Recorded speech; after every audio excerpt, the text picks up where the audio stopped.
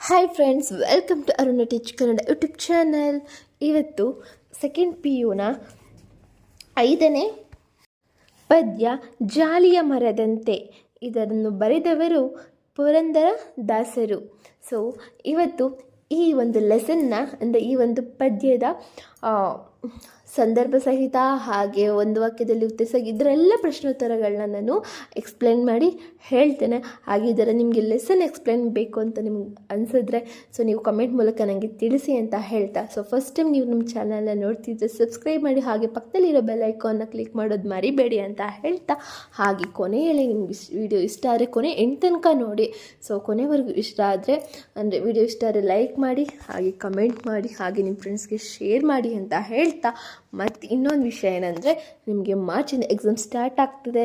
So ಚೆನ್ನಾಗಿ ಓದ್ಕೊಳ್ಳಿ ಅಂತ ಹೇಳ್ತಾ, ಆ್ಯಂಡ್ ಇವಾಗ ಸೆಕೆಂಡ್ PUಗೆ ಫಸ್ಟ್ PU ಪಾಸಾಗಿ ಸೆಕೆಂಡ್ PU ಬರೋರು ಕೂಡ ಸೊ ನೀವು ಈ ವಿಡಿಯೋನ ನೋಡಿ ಹಾಗೆ ಅರ್ಥ ಮಾಡ್ಕೊಳ್ಳಿ ಅಂತ ಹೇಳ್ತಾ, Kannada is very easiest subject, ಹಾಗೆ ತುಂಬ ಚೆನ್ನಾಗಿ ಸ್ಕೋರ್ ಮಾಡ್ಬೋದಂಥ ಸಬ್ಜೆಕ್ಟ್, ಅದೊಂದು ರೀತಿ ನೀತಿಯಲ್ಲಿ ಬರೆದ್ರೆ ಅಂತ ಹೇಳ್ತಾ ಸೊ ವಿಡಿಯೋ ಸ್ಟಾರ್ಟ್ ಮಾಡೋಣ.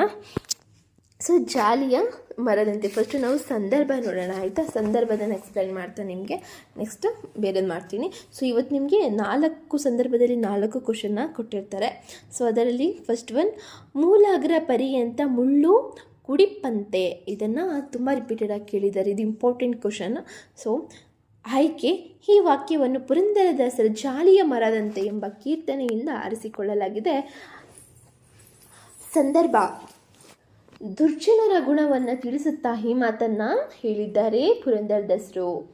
ಸ್ವಾರಸ್ಯ, ಸಮಾಜದಲ್ಲಿನ ದುರ್ಜನರನ್ನು ಜಾಲಿಯ ಮರಕ್ಕೆ ಹೋಲಿಸುತ್ತಾ ಅಡಿಯಿಂದ ಮುಡಿಯವರೆಗೂ ಮುಳ್ಳುಗಳಿಂದ ಕೂಡಿರುವ ಜಾಲಿಯ ಮರದ ಹಾಗೆ ದುರ್ಜನರು ಸಹ ದುಷ್ಟ ಗುಣಗಳಿಂದ ಇತರರನ್ನು ಹಿಂಸಿಸುತ್ತಾ ಬದುಕುತ್ತಾರೆ ಎಂದು ಈ ಮಾತನ್ನು ಹೇಳ್ತಾರೆ. ಹಾಗೆ ದುರ್ಜನರ ಮೈ ಮನೆಗಳೆಲ್ಲ ಮುಳ್ಳಿನಿಂದಲೇ ತುಂಬಿದೆ, ಅಂದರೆ ಹೀನ ಗುಣಗಳಿಂದ ತುಂಬಿದೆ ಎಂಬುದು ಇಲ್ಲಿಯ ಅರ್ಥವಾಗಿದೆ. ಸೊ ನೆಕ್ಸ್ಟ್, ಕುಸುಮ ವಾಸನೆ ಇಲ್ಲ, ಕೂಡಲು ಸ್ಥಳವಿಲ್ಲ. ಇದೊಂದು ಮೋಸ್ಟ್ ರಿಪೀಟೆಡ್ ಕ್ವಶನ್ಸ್ ಆ್ಯಂಡ್ ತುಂಬ ಇಂಪಾರ್ಟೆಂಟ್ ಕ್ವಶನ್. ಸೊ ಫಸ್ಟ್ ಆಯ್ಕೆ, ಈ ವಾಕ್ಯವನ್ನು ಪುರಂದರದಾಸರ ಜಾಲಿಯ ಮರದಂತೆ ಎಂಬ ಕೀರ್ತನೆಯಿಂದ ಆರಿಸಿಕೊಳ್ಳಲಾಗಿದೆ. ಸಂದರ್ಭ, ಜಾಲಿಯ ಮರ ನಿರುಪಯುಕ್ತವಾದದ್ದು ಎಂಬುದನ್ನು ಇಲ್ಲಿ ಹೇಳಿದ್ದೇನೆ. ಜಾಲಿಯ ಮರ ಒಂದು ನೆರಳಿಗೂ ಕೂಡ ಅದು ಸೀಮಿತವಲ್ಲ, ಅದು ಉಪಯೋಗವಿಲ್ಲ ಅಂತ ಹೇಳ್ತಿದ್ದಾರೆ. ಸಮಾಜದಲ್ಲಿನ ದುರ್ಜನರನ್ನು, ಸ್ವಾರಸ್ಯ, ಸಮಾಜದಲ್ಲಿನ ದುರ್ಜನರನ್ನು ಜಾಲಿಯ ಮರಕ್ಕೆ ಹೋಲಿಸುತ್ತಾ ಈ ಮಾತನ್ನು ಹೇಳ್ತಾರೆ. ಜಾಲಿಯ ಮರ ನೆರಳು ನೀಡಲಾರದು, ಹೂ ಹಣ್ಣುಗಳನ್ನು ನೀಡುವುದಿಲ್ಲ, ಮೈ ತುಂಬ ಮುಳ್ಳು ತುಂಬಿಕೊಂಡು ಜಾಲಿಯ ಮರ ಉಪಕಾರಿಯ ಅಲ್ಲ ಎಂದು ತಿಳಿಸುತ್ತಾ ಅದರ ಹೂ ಪರಿಮಳವನ್ನು ಕೂಡುವುದಿಲ್ಲ, ಮುಳ್ಳು ತುಂಬುವುದರಿಂದ ದಣಿದು ಬಂದವರಿಗೆ ನೆರಳನ್ನು ಕೂಡ ಸಹ ಕೊಡಲ್ಲ, ಹಾಗೆ ಅದರ ಹೂವಿನಿಂದ ಒಂದು ಸ್ಮೆಲ್ ಕೂಡ, ಒಂದು ಒಳ್ಳೆಯ ಸುವಾಸನೆಯೂ ಕೂಡ ಇಲ್ಲ. ಹಾಗೆಯೇ ದುರ್ಜನರಿಂದ ಸಮಾಜಕ್ಕೆ ಸ್ವಲ್ಪವೂ ಕೂಡ ಪ್ರಯೋಜನವಿಲ್ಲ, ಹಾಗೆ ಈ ಭೂಮಿಗೆ ಭಾರವಾದದು ಅಂತ ಹೇಳ್ತಿದ್ದಾರೆ ಕವಿ. So next one, third one, ನಾರುವ ದುರ್ಗಂಧ ಬಿಡಬಲ್ಲುದೆ. ಆಯ್ಕೆ, ಈ ವಾಕ್ಯವನ್ನು ಪುರಂದರದಾಸರ ಜಾಲಿಯ ಮರದಂತೆ ಎಂಬ ಕೀರ್ತನೆಯಿಂದ ಆರಿಸಿಕೊಳ್ಳಲಾಗಿದೆ. ಸಂದರ್ಭ, ದುರ್ಜನರಿಗೆ ತತ್ವಜ್ಞಾನ ಹೇಳುವುದು ವ್ಯರ್ಥವೆಂಬುದು ಹಂದಿಯ ಉದಾಹರಣೆಯ ಮೂಲಕ ತಿಳಿಸ್ತಾರೆ. ಹಾಗೆ ಸ್ವಾರಸ್ಯ, ಹಂದಿಗೆ ಬಗೆ ಬಗೆಯ ರಸಮಯವಾದ ಭಕ್ಷ್ಯ ಭೋಜ್ಯಗಳನ್ನು ಇಟ್ಟರೂ ಅದನ್ನು ತಿಂದ ಹಂದಿ ತನ್ನ ದುರ್ವಾಸನೆಯನ್ನು ಬಿಡದು. ಹಾಗೆಯೇ ದುರ್ಜನನಾದವನಿಗೆ ತತ್ವಜ್ಞಾನ ಹೇಳಿದರೂ ತಾನು ಮಾಡುವ ಕೆಟ್ಟ ಕೆಲಸಗಳನ್ನ ಅವನು ಬಿಡಲಾರ, ಅವನನ್ನು ಸುಜನನಾಗಿ ಮಾಡಲು ಸಾಧ್ಯವಿಲ್ಲ ಎಂಬುದು ಅಂತ ಹೇಳ್ತಿದ್ದಾರೆ. ಸೊ ಫೋರ್ತ್ ಒನ್, ಭಿನ್ನಾಣದ ಮಾತಿಗೆ ಕೊನೆಯಿಲ್ಲ. ಆಯ್ಕೆ, ಈ ವಾಕ್ಯವನ್ನು ಪುರಂದರದಾಸರು ಜಾಲಿಯ ಮರದಂತೆ ಎಂಬ ಕೀರ್ತನೆಯಿಂದ ಆರಿಸಲಾಗಿದೆ. ದುರ್ಜನರ ನಡವಳಿಕೆಯನ್ನು ತಿಳಿಸುತ್ತಾ ಈ ಮಾತನ್ನು ಹೇಳಿದ್ದಾರೆ. ಸ್ವಾರಸ್ಯ, ದುರ್ಜನರು ಕ್ರೂರಿಗಳು ಆದ ಜನರಿಂದ ಸಮಾಜಕ್ಕೆ ಸ್ವಲ್ಪವೂ ಕೂಡ ಉಪಕಾರವಿಲ್ಲ, ಆದರೂ ಅವರಾಡುವ ಬಣ್ಣದ ವೈಯಾರದ ಮಾತಿಗೇನೂ ಕಡಿಮೆ ಇಲ್ಲ. ಬಣ್ಣದ ಮಾತುಗಳನ್ನಾಡುತ್ತಲೇ ನಮ್ಮೊಂದಿಗೆ ಬದುಕ್ತಾರೆ. ಸಮಾಜಕ್ಕೆ ಉತ್ತಮ ಕಾರ್ಯಗಳನ್ನು ಮಾಡದಿದ್ದರೂ ಕೂಡ ಅವರಾಡುವ ಭಿನ್ನಾಣದ ಮಾತಿಗೆ, ಅಂದರೆ ಅವರ ಅದು ಹಿಂಗೆ ಶುಗರ್ ಕೋಟ್ ಅಂತಾರಲ್ವ, ಒಳಗೆ ವಿಷಯ ಇಟ್ಕೊಂಡು ಮೇಲೆ ಸಿಹಿ ಇಟ್ಕೊಂಡು ಮಾತಾಡ್ತಾರೆ ಅಂತ. ಸೊ ಅವನಂತವನ್ನ ಭಿನ್ನಾಣದ ಮಾತಿಗೆ ಕೊನೆ ಇಲ್ಲ ಅಂತ ಹೇಳ್ತಿದ್ದಾರೆ ಕವಿ. ಸೊ ನೆಕ್ಸ್ಟ್ ಒಂದು ವಾಕ್ಯ ನೋಡೋಣ. ಫಸ್ಟ್ ಒನ್, ಜಾಲಿಯ ಮರದಂತಿರುವವರು ಯಾರು? ಜಾಲಿಯ ಮರದಂತಿರುವವರು ದುರ್ಜನರು. ಯಾರು? ದುರ್ಜನರು. ಯಾರಿಗೆ ನೆರಳು ಸಿಗುವುದಿಲ್ಲ? ಬಳಲಿ ಬಂದವರಿಗೆ ನೆರಳು ಸಿಗುವುದಿಲ್ಲ. ಯಾವುದರಿಂದ? ಜಾಲಿಯ ಮರದಿಂದ ಬಳಲಿ ಬಂದವರಿಗೆ ಕೂಡಲು ನೆರಳು ಇರುವುದಿಲ್ಲ. ಥರ್ಡ್ ಒನ್, ಜಾಲಿಯ ರಸಸ್ವಾದ ಹೇಗಿರುತ್ತದೆ? ಜಾಲಿಯ ರಸಸ್ವಾದ ವಿಷದಂತೆ ಇರುತ್ತದೆ. ಹೇಗಿರುತ್ತೆ? ವಿಷದಂತೆ ಇರುತ್ತದೆ. ದುರ್ಗಂಧ ಬಿಡದಿರುವುದು ಯಾವುದು? ದುರ್ಗಂಧ ಬಿಡದಿರುವುದು ಊರ ಹಂದಿ. ಯಾವ ಮಾತಿಗೆ ಕೊನೆ ಇಲ್ಲವೆಂದು ಪುರಂದರದಾಸರು ಹೇಳ್ತಾರೆ? ಭಿನ್ನಾಣದ ಮಾತಿಗೆ ಕೊನೆ ಇಲ್ಲ ಅಂತ ಹೇಳ್ತಾರೆ. ಯಾವ ಮಾತಿಗೆ? ಭಿನ್ನಾಣದ ಮಾತಿಗೆ ಕೊನೆ ಇಲ್ಲ ಅಂತ ಹೇಳ್ತಾರೆ. ಸಿಕ್ಸ್ತ್ ಒನ್, ಜಾಲಿಯ ಮುಳ್ಳು ಹೇಗೆ ಆವರಿಸುತ್ತದೆ? ಸೊ ಜಾಲಿಯ ಮುಳ್ಳು ಮೂಲಾಗ್ರ ಪರ್ಯಂತ ಬುಡದಿಂದ ತುದಿಯವರೆಗೆ ಆವರಿಸುತ್ತದೆ ಅಂತ ಹೇಳ್ತಿದ್ದಾರೆ. ಸೆವೆಂತ್ ಒನ್, ತತ್ವಜ್ಞಾನವನ್ನು ಕೇಳಿದವರು ಯಾರು? ತತ್ವಜ್ಞಾನವನ್ನು ಘೋರ ಪಾಪಿಯಾದವನು ತತ್ವಜ್ಞಾನವನ್ನು ಕೇಳುವುದಿಲ್ಲ. ಯಾರು? ಘೋರ ಪಾಪಿಯಾದವನು, ಒಳ್ಳೆಯ ಗುಣ ನಡತೆ ಇಲ್ಲದವನು. ಅವನಿಗೆ ಎಷ್ಟು ಹೇಳಿದ್ರು ಕೂಡ ನಾವು ಗೋಡೆಗೆ ಹೇಳ್ದಂಗೆ. ಸೊ ನೆಕ್ಸ್ಟ್ ಸೆಕೆಂಡ್ ಮೇನ್ 2-3 ವಾಕ್ಯಗಳಲ್ಲಿ ನೋಡೋಣ. ಇದು ಆ್ಯಕ್ಚುಲಿ ತುಂಬ ಇಂಪಾರ್ಟೆಂಟ್ ಕ್ವಶನ್. ಫಸ್ಟ್ ಒನ್, ಜಾಲಿಯ ಮರದ ನಿರರ್ಥಕತೆಯನ್ನು ಪುರಂದರದಾಸರು ಹೇಗೆ ತಿಳಿಸಿದ್ದಾರೆ? ಜಾಲಿಯ ಮರವು ಬಳಲಿ ಬಂದವರಿಗೆ ನೆರಳು ಕೊಡಲ್ಲ, ಹಸಿದವರಿಗೆ ಅದರಿಂದ ಹಣ್ಣುಗಳು ಕೂಡ ಸಿಗೋದಿಲ್ಲ, ಹೂವಿನ ಪರಿಮಳವೂ ಮೊದಲೇ ಇಲ್ಲ, ಕೂಡಲು ಸ್ಥಳವೂ ಕೂಡ ಇಲ್ಲ, ಮರದ ರಸ ವಿಷದಂತೆ ಇರುತ್ತದೆ. ಹೀಗೆ ಜಾಲಿಯ ಮರ ನಿರರ್ಥಕವಾದದ್ದು ಎಂದು ದಾಸರು ನಮಗಿಲ್ಲಿ ತಿಳಿಸ್ತಿದ್ದಾರೆ. ಸೊ ನೆಕ್ಸ್ಟ್ ಸೆಕೆಂಡ್ ಒನ್, ಯಾರಿಗೆ ಸನ್ನವನಿಕ್ಕಿ ಉಪಯೋಗವಿಲ್ಲ? ಸೊ ಉತ್ತರ, ಊರ ಹಂದಿಗೆ ಸನ್ನವನಿಕ್ಕಿ ಉಪಯೋಗವಿಲ್ಲ. ಏಕೆಂದರೆ ಅದು ಎಂಥ ರಸಮಯವಾದ ಊಟ ತಿಂದರೂ ಕೂಡ ಅದು ನಾರುವ ದುರ್ಗಂಧ ಬಿಡಲಾರದು ಅಂತ ಹೇಳ್ತಿದ್ದಾರೆ. ಥರ್ಡ್ ಒನ್, ಯಾರಿಗೆ ತತ್ವಜ್ಞಾನ ಹೇಳಿ ಪ್ರಯೋಜನವಿಲ್ಲ? ಇದು ಮೋಸ್ಟ್ ರಿಪೀಟೆಡ್ ಕ್ವಶನ್. ಹಾಗೆ ಸೆಕೆಂಡ್ ಒನ್ ಹೇಳಿದ್ನಲ್ಲ, ಅದು ಕೂಡ ತುಂಬ ಇಂಪಾರ್ಟೆಂಟ್ ಕ್ವಶನ್.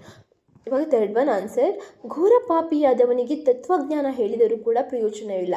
ಯಾಕೆಂದರೆ ಅವನು ಏನೇ ಹೇಳಿದರೂ ತಾನು ಮಾಡುವ ಹೀನ ಕಾರ್ಯಗಳನ್ನು ಬಿಟ್ಟು ಸುಜನನಾಗಲು ಸಾಧ್ಯವಿಲ್ಲ, ಅಂದರೆ ಒಳ್ಳೆಯವನಾಗಲು ಸಾಧ್ಯವಿಲ್ಲ ಎಂದು ಹೇಳ್ತಿದ್ದಾರೆ.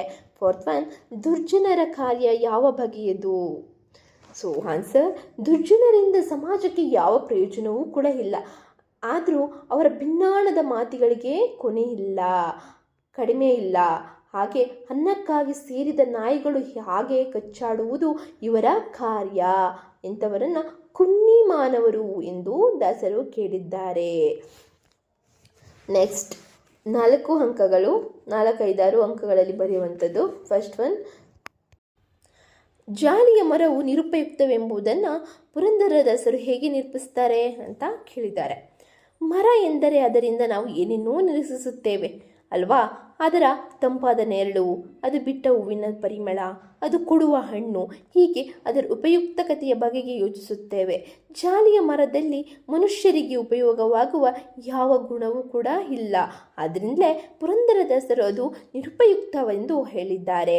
ಅದು ಬಿಸಿಲಿನಲ್ಲಿ ಬಳಲಿ ಬಂದವರಿಗೆ ನೆರಳು ನೀಡುವುದಿಲ್ಲ, ಹಸಿದವರಿಗೆ ಸವಿಯಾದ ಹಣ್ಣನ್ನು ಕೂಡ ಕೊಡುವುದಿಲ್ಲ, ಅದರ ಹೂವಿನ ಪರಿಮಳವೂ ಇಲ್ಲ, ಅಡಿಯಿಂದ ಮುಡಿಯವರೆಗೆ ಬರೀ ಮುಳ್ಳುಗಳಿಂದ ಕೂಡಿರುತ್ತದೆ. ಆದ್ದರಿಂದ ಜಾಲಿಯ ಮರವು ನಿರುಪಯುಕ್ತವಾದದ್ದು ಎಂದು ದಾಸರು ಹೇಳಿದ್ದಾರೆ.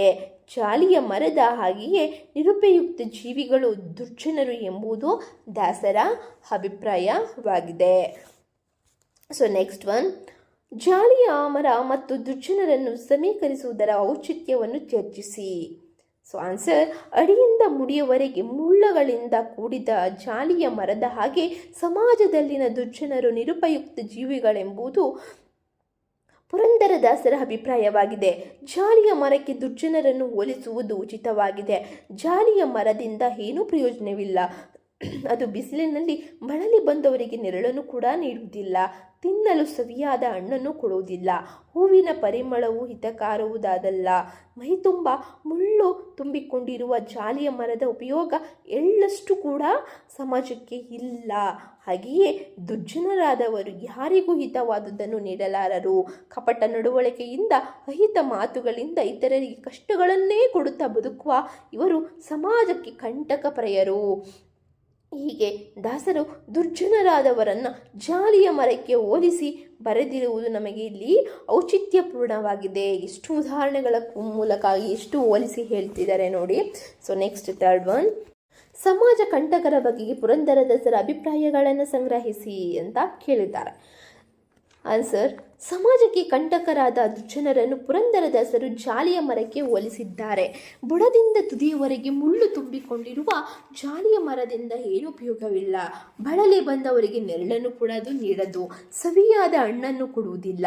ಹೂವಿನ ಪರಿಮಳವೂ ಕೂಡ ಇಲ್ಲ. ಹಾಗೆಯೇ ದುರ್ಜನರು ಸಮಾಜಕ್ಕೆ ಏನನ್ನೂ ನೀಡಲಾರರು. ನಿರುಪಯುಕ್ತ ಜೀವಿಗಳು. ಇವರಿಂದ ಸಂಕಟವೇ ಹೊರತು ಉಪಯೋಗವಿಲ್ಲ ಎಂದು ಹೇಳಿದ್ದಾರೆ. ಹೋರ ಹಂದಿಗೆ ಸವಿಯಾದ ಊಟವನ್ನು ನೀಡಿದರೂ ಅದು ದುರ್ಗಂಧ ನಾರುವುದನ್ನು ಬಿಡಲಾರದು. ಹಾಗೆಯೇ ಪಾಪಿಯಾದ ದುರ್ಜನರಿಗೆ ತತ್ವಜ್ಞಾನ ಹೇಳುವುದು ಕೂಡ ವ್ಯರ್ಥ. ಅವನು ಸುಜನನಾಗಲು ಸಾಧ್ಯವೇ ಇಲ್ಲ. ಇದು ಇಲ್ಲ. ತನ್ನಿಂದ ಸಮಾಜಕ್ಕೆ ಏನೇ ಉಪಕಾರವಾಗದಿದ್ದರೂ ತಾನಾಡುವ ಬಣ್ಣದ ಮಾತಿಗೆ ಕೊರತೆ ಏನೂ ಇಲ್ಲ. ಅನ್ನಕ್ಕೆ ಒಡೆದಾಡುವ ನಾಯಿಗಳು ನಾಯಿಗಳ ಹಾಗೆ ಅವನ ಬದುಕು ಎಂದಿದ್ದಾರೆ. ಹೀಗೆ ಸಮಾಜಕ್ಕೆ ಕಂಟಕರಾದ ದುರ್ಜನರನ್ನು ಜಾಲಿಯ ಮರಕ್ಕೆ ಹಂದಿಗೆ ಹೋಲಿಸಿರುವುದು ನಾವು ಇಲ್ಲಿ ನೋಡಬಹುದು. ಸೊ ನೆಕ್ಸ್ಟ್ ಭಾಷಾ ಬೀಸದಲ್ಲಿ ಪದಗಳ ಅರ್ಥವನ್ನು ನೋಡೋಣ. ಇದು ಗ್ರಾಮರ್ ಪಾಯಿಂಟ್ಸ್ ತುಂಬ ಇಂಪಾರ್ಟೆಂಟ್. ಸೊ ಹಾಗೆ ಯಾವುದೇ ಏನೇ ಕೊಟ್ಟಿದ್ದಾರೆ ಈ ಒಂದು ಲೆಸನ್ ಅಂತ ನೋಡೋಣ. ಗುಣವಾಚಕಗಳನ್ನು ನೋಡೋಣ. ಘೋರ ಪಾಪಿ ಘೋರ ಅಷ್ಟೇ. ದುರ್ಜನ ದುರ್ಗಂಧ ನೋಡಿ, ದುರ್ಜನ ಮತ್ತು ದುರ್ಗಂಧ ಅಂತ ಬಂದಾಗ ನೀವು ಬರೀ ಅಂತ ಬರೀರಿ, ಓಕೆನಾ. ಕ್ರೂರ ಕರ್ಮ ಅಂದರೆ ಕ್ರೂರ ಅಷ್ಟೇ. ಸುಜನ ಅಷ್ಟೇ. ಸುಜನಾಗೆ ಅಷ್ಟೇ, ಓಕೆನಾ. ನೆಕ್ಸ್ಟ್ ನಾನಾರ್ಥವನ್ನು ನೋಡೋಣ. ರಸ ದ್ರವ ರುಚಿ. ಕೊನೆ ತುದಿ. ಕೊನೆ ಅಂದರೆ ತುದಿ. ಪರಿಹರಿ ಅಥವಾ ರೀತಿ. ನಾರು ಬೀರು ಎಳೆ, ಓಕೆನಾ. ಸೊ ನೆಕ್ಸ್ಟ್ ಸಮಾನಾರ್ಥಕ ಪದಗಳನ್ನ ನೋಡೋಣ. ಧರೆ ಭುವಿ. ಇಳಿ ಧರಣಿ ಮೆದಿನಿ ಅವನಿ. ಕುಸುಮ ಹೂ ಪುಷ್ಪ. ಕರ್ಮ ಕೆಲಸ ಕಾರ್ಯ. ಭಿನ್ನಾಣ ಅಂದರೆ ವಯ್ಯಾರ ಬೆಡಗು. ಕುನ್ನಿ ನಾಯಿ ಶುನಕ ಶ್ವಾನ. ಮರ ಅಂದರೆ ಕುಜ. ಧ್ರುವ ತರು ವೃಕ್ಷ. ನೋಡಿ, ಮರ ವೃಕ್ಷ ಈಸಿ ಇದೆ, ಸೊ ಅದನ್ನೇ ಬರೀರಿ, ಓಕೆನಾ. ನೆಕ್ಸ್ಟ್ ವಿಭಕ್ತ ಪ್ರತ್ಯಯಗಳನ್ನು ನೋಡೋಣ. ದುರ್ಜನರು ಅಂದರೆ ಪ್ರಥಮ ವಿಭಕ್ತಿ. ಬಿಸಿಲಲ್ಲಿ ಅಂದರೆ ಸಪ್ತಮಿ ವಿಭಕ್ತಿ. ಪಾಪಿಗೆ ಚತುರ್ಥಿ ವಿಭಕ್ತಿ. ಹಣ್ಣಿನಲ್ಲಿ ಅಂದರೆ ಸಪ್ತಮಿ ವಿಭಕ್ತಿ. ನೋಡಿ, ಒಂದು ಅರ್ಥ ಮಾಡ್ಕೊಡಿ. ಲೀ ಅಂತ ಲಾಸ್ಟಲ್ಲಿ ಬರುತ್ತಲ್ಲ, ಸೊ ಅದಕ್ಕೆ ಮಾತ್ರ ಸಪ್ತಮಿ ವಿಭಕ್ತಿ, ಓಕೆನಾ. So I hope you guys ನಿಮಗೆ ಈ ಒಂದು ಲೆಸನ್ನ ಪ್ರಶ್ನೋತ್ತರಗಳು ಕ್ವಶನ್ ಆ್ಯಂಡ್ ಆನ್ಸರ್ಸ್ ಅರ್ಥ ಆಯಿತು ಅಂತ ಭಾವಿಸ್ತಾ, ಸೊ ಇದರಲ್ಲಿ ಏನಾದರೂ ಸ್ವಲ್ಪ ಮಿಸ್ಟೇಕ್ ಇದ್ದಲ್ಲಿ ಸಾರಿ ಅಂತ ಹೇಳ್ತಾ, ಹಾಗೆ ನಿಮಗೆ ಇಷ್ಟ ಆದರೆ ಲೈಕ್ ಮಾಡಿ, ಹಾಗೆ ಕಮೆಂಟ್ ಮಾಡಿ, ನಿಮ್ಮ ಫ್ರೆಂಡ್ಸ್ಗೆ ಶೇರ್ ಮಾಡಿ, ಹಾಗೆ ಚೆನ್ನಾಗಿ ಓದ್ಕೊಳ್ಳಿ ಎಕ್ಸಾಮ್ಗೆ ಅಂತ ಹೇಳ್ತಾ, ಸೊ ಈ ವಿಡಿಯೋನ ಇವತ್ತಿಗೆ ಇಲ್ಲಿ ಸ್ಕಿಪ್ ಮಾಡ್ತಾಯಿದ್ದೀನಿ. ನೆಕ್ಸ್ಟ್ ಪದ್ಯ ಅಬ್ಬಲಿ ಅವರ ರಸಬಳ್ಳಿ. ಸೊ ಇದನ್ನು ನಿಮಗೆ ನೆಕ್ಸ್ಟ್ ವಿಡಿಯೋದಲ್ಲಿ ನಿಮಗೆ ತಿಳಿಸ್ತೀನಿ. ಹಾಗೆ ವಿಡಿಯೋ ಬೇಗ ಅಪ್ಲೋಡ್ ಮಾಡ್ತೀನಿ ಅಂತ ಹೇಳ್ತಾ, ಸೊ ನೀವು ಮಾಡಿದ ವಿಡಿಯೋ ನಿಮ್ಗೆ ಬೇಗ ಬರಬೇಕು ಅಂತಂದರೆ ನೀವು ಸಬ್ಸ್ಕ್ರೈಬ್ ಆಗಬೇಕು. ಹಾಗೆ ಆಲ್ ನೋಟಿಫಿಕೇಷನ್ ಮೇಲೆ ಕ್ಲಿಕ್ ಮಾಡಿದ್ರೆ ಮಾತ್ರ ನಿಮಗೆ ಫಸ್ಟ್ ನಿಮ್ಗೆ ನೋಟಿಫಿಕೇಷನ್ ಬರುತ್ತೆ. ಸೊ ನೀವು ಅವಾಗ ನೋಡ್ಬೋದು ಅಂತ ಹೇಳ್ತಾ, ಓಕೆ ಬಾಯ್, ಟೇಕ್ ಕೇರ್.